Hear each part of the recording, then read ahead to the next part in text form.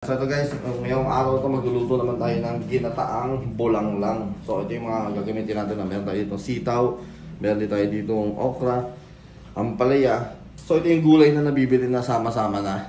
So ayan, siyempre bumili pa ako ng extra na kalabasa. Dinamihan ko yung kalabasa kasi mas maganda kasi mas maraming kalabasa. Siyempre ito yung ibang talong na kasama ng gulay na yun. Dito ko nilagay. So ayan. Siyempre meron tayo ditong sibuyas, bawang, luya. At saka syempre meron tayo ditong ang tawag dito, hipon. At saka manok. Sa akin gagamitin natin ano dito, yung gata is yung Coco Mama. So ayan. So buksan mo natin yung kalan. Lagay natin to, salang natin. So ito yung Coco Mama. Ayan. Tingnan natin kung kakasya yung isang ganito. Pag hindi kumasya, meron pa naman reserva isa pang ganito. Painitin muna natin ito bago tayo maglagay ng mantika. So ito guys, maglagay tayo ng mantika.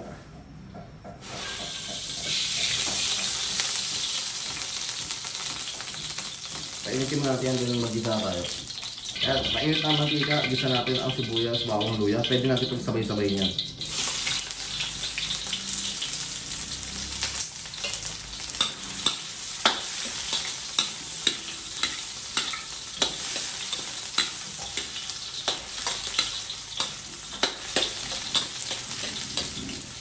Guys, nagisa na natin. Lagyan natin ang manok.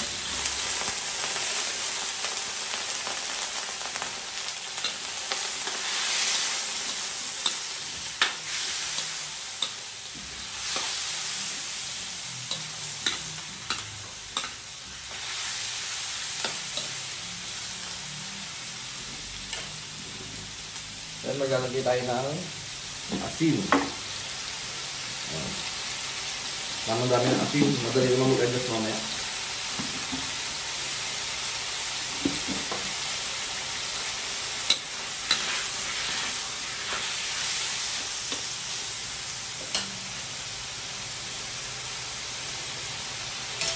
Kapag lagay ng asin, maglalagay naman tayo ng bagoong alamang. Ito yung nabibili sa palengke na yung luto na. Lagay tayo ng tamang dami. Ganito.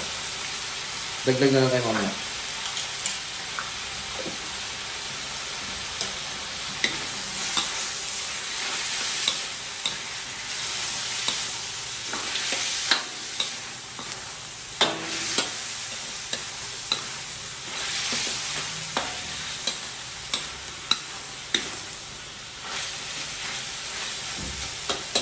Hayaan muna natin naging muna.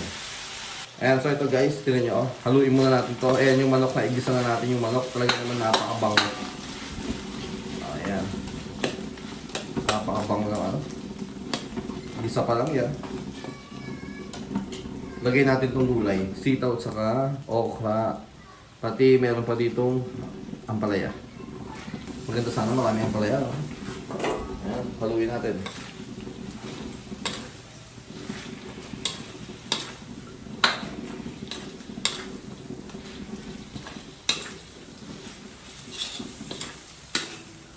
Ayan, kaya inuna natin yung gulay na to dahil ito yung medyo mas maanong maluto compared sa kalabasa sa katalong. Yung kalabasa naman kasi mabilis naman maluto yan.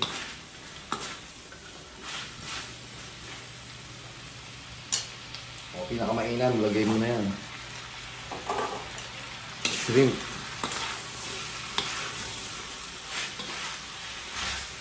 Full pack na bulanglang. May shrimp. Then maglalagay pa tayo ng Knorr shrimp cube dyan para maging malasa talaga yung ating hipon.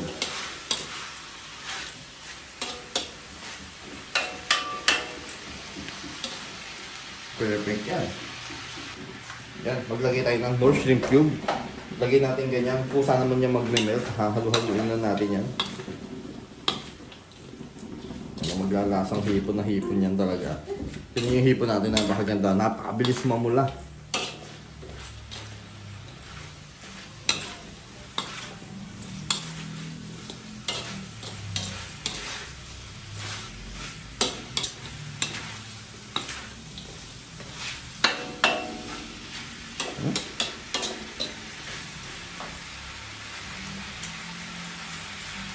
Ayan. Tinan nyo yung hipo natin, namumula-mula na yan. Pwede natin haluin ulit yan. Oh. Ganda ng luto. Bango. Plus nagpabango pa dyan yung Knorr Shrimp Cube. Solid. Nag-melt na yun. Lagyan natin ito kung napakadaming kalabasa sa katalong. Perfect yan.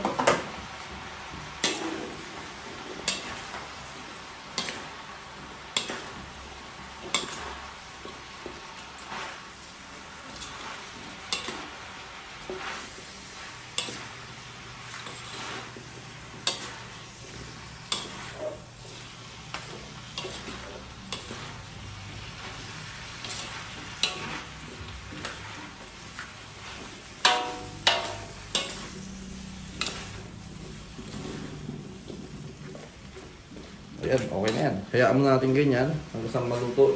Medyo maluto-luto yung ating mga gulay. Pagka ganoon na, lalagyan tayo ng gata. Ayan.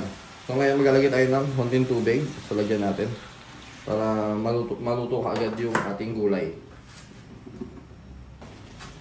Ayan, so ito haluin muna natin. Luto na yung mga gulay, kaya maglalagay na tayo dito ng gata. Ayan, mas lalong sasarap yan. Magmamantika pa yan kasi maglalagay tayo ng gata. Tingnan natin kung makakasya to, pero pag hindi, meron pa tayong isa. So tingin ko kailangan pa natin talaga magdagdag. Dahil ang konti nung isa pala. Ayan.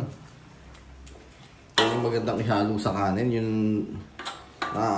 yung kalabasa. Dagdagan pa natin. Yun.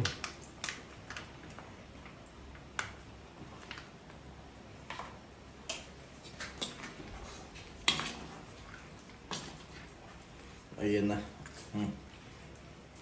Pakukuluan natin to. Solid.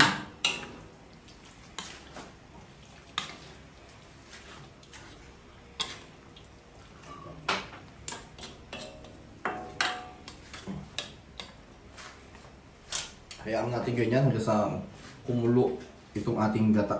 Dahil pagkulo niya, luto na yan. Ayan, so ito guys, so tignan nyo, luto na.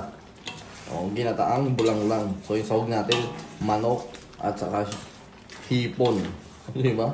Solid yan, napakasarap yan. Din yung napakarami natin nilagay na kalabasa. Kaya kung napapasin nyo yung sabaw natin ganyan. No? Stig. So yan, luto na yan. Kaya kung nagustuhin yung niluto namin, subukan nyo yan.